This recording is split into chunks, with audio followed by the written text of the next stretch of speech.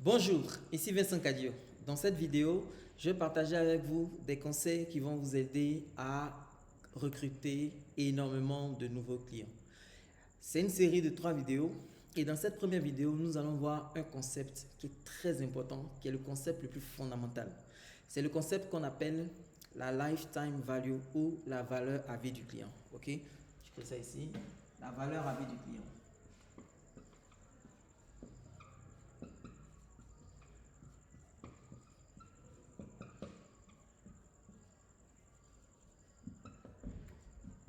Ok? La valeur à vie du client, c'est le concept très important. C'est ce concept-là qui va vous permettre de déterminer le montant que vous pouvez investir dans l'acquisition de nouveaux clients. Ok? Donc pour ça, ça part d'un postulat simple. Ça part du postulat que il y a le premier produit que va payer le client et il y a les produits supplémentaires que vont payer le client. Si vous êtes dans un business dans lequel vous vendez un produit et ensuite il est impossible de vendre quoi que ce soit d'autre au client, ce concept-là ne s'applique pas à vous. Et d'ailleurs, vous êtes dans un business relativement fragile parce que vous allez avoir besoin de chercher constamment de nouveaux clients.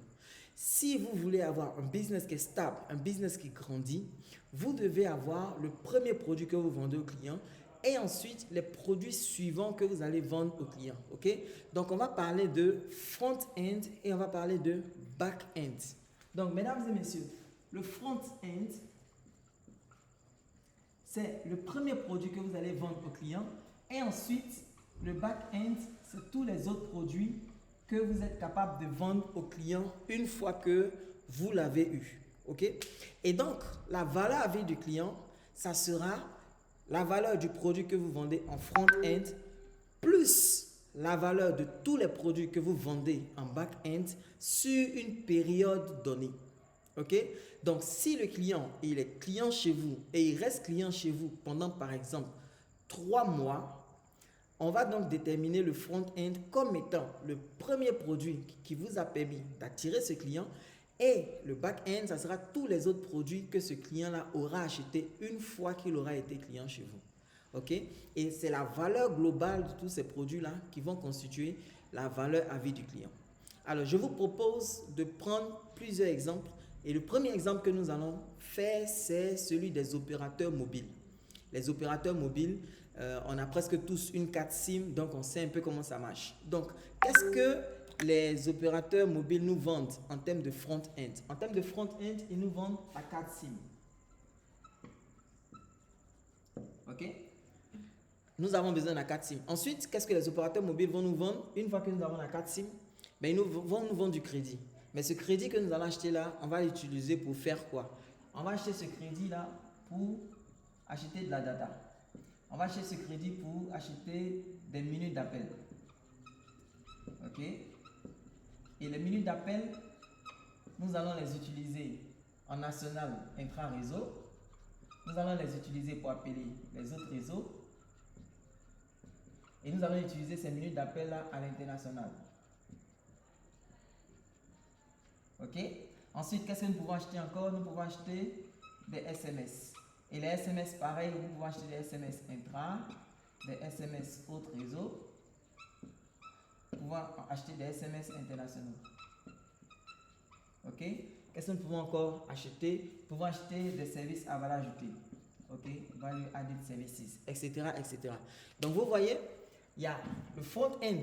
Tout commence par la carte SIM que nous achetons. Et ensuite, il y a tous les autres produits que nous allons acheter. Ok? Alors, donc, si on veut déterminer, par exemple, la valeur à vie du client, ça sera la somme des revenus qui sont générés sur le front-end et la somme des revenus qui sont générés sur le back-end. Il n'y a pas très longtemps, il y a quelques années, je travaillais pour un opérateur mobile et voilà comment les choses se présentaient. Ok? Donc, dans le front-end, lorsque l'opérateur décidait d'acquérir un client, il lui vendait la carte SIM à 500 francs. Donc, dans le front-end, il y a un revenu de 500 francs CFA qui est généré ici. Ok? Maintenant, ensuite, dans le back-end, on s'est rendu compte que ben, le client il devait rester pour 3 mois. Et donc, vous avez mois 1, vous avez mois 2 et vous avez mois 3. Ok? Et ce qu'on avait constaté, c'est qu'en moyenne, le client, ben, le mois 1, il dépensait 900 francs. Le mois 2, il dépensait 1800 francs. Et le mois 3, il dépensait 2500 francs. OK? Donc, si on veut calculer la valeur à vie du client sur cette période de 3 mois, si on veut calculer la valeur à vie sur cette période de 3 mois, donc la valeur à vie du client, ça sera quoi? Donc, la valeur à vie sur 3 mois, ça serait égal à 500 francs qui est le front-end plus 900 francs plus 1800 francs plus 2500 francs. Ok, ce qui vous fait quoi? 500 francs plus 900 francs, ça fait 1400 francs. 1400 francs plus 1800, ça fait 3200. 3200 plus 2500, ça fait 5800 francs. Ok, donc sur 3 mois, la valeur à vie de notre client était de 5800 francs. Donc, ça nous permet maintenant de comprendre pourquoi l'opérateur, il est prêt à aller sur le terrain, il est prêt à dépenser beaucoup d'argent pour pouvoir acquérir un client. Et donc, quand vous comprenez que la valeur à vie d'un client, si vous arrivez à le maintenir sur 3 mois, c'est de 5800 francs, vous pouvez vendre la carte SIM à 500 francs. Maintenant, la question qu'on peut se poser, c'est est-ce que la carte SIM coûte 500 francs à produire? Non, mesdames et messieurs, la carte SIM ne coûte pas 500 francs à produire. La carte SIM, elle coûte entre le coût de production de la carte, le coût du branding, le design, le packaging de la carte, le transport du pays où c'est fabriqué jusque dans le pays concerné, le dédouanement de la carte, l'entreposage. Ensuite, on donne une commission à des commerciaux pour aller vendre cette carte SIM. En fait, la carte SIM revenait à elle seule à 2500 francs. Ok? La carte SIM revenait à 2500 francs.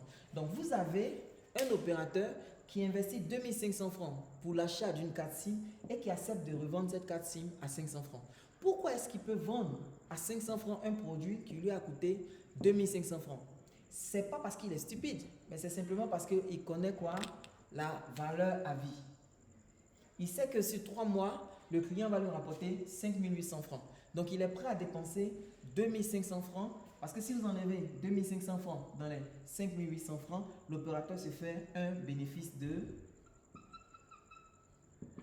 3300 francs. Donc, l'opérateur est prêt à dépenser 2500 francs pour acquérir un client parce que sur 3 mois, il va se faire un bénéfice de 3300 francs. Et ça, c'est si le client reste seulement 3 mois. Mais pour certains d'entre vous qui êtes en train de me regarder ici, vous avez votre carte SIM depuis 3 ans, 5 ans, 7 ans, 10 ans, 15 ans pour certains. Et donc, vous comprenez que les 2500 francs qui ont été investis ici pour vous acquérir, ces 2500 francs ont été récupérés depuis très longtemps. Donc, c'est la logique que vous devez suivre. Et ça c'est ce que les opérateurs mobiles font. Et vous, en tant que propriétaire d'une entreprise, en tant que manager d'une entreprise, en tant que propriétaire d'une PME, ou gestionnaire d'une PME, ou dirigeant, ou CEO, DG d'une PME, comment est-ce que vous appliquez ce principe-là de la valeur à vie dans votre business?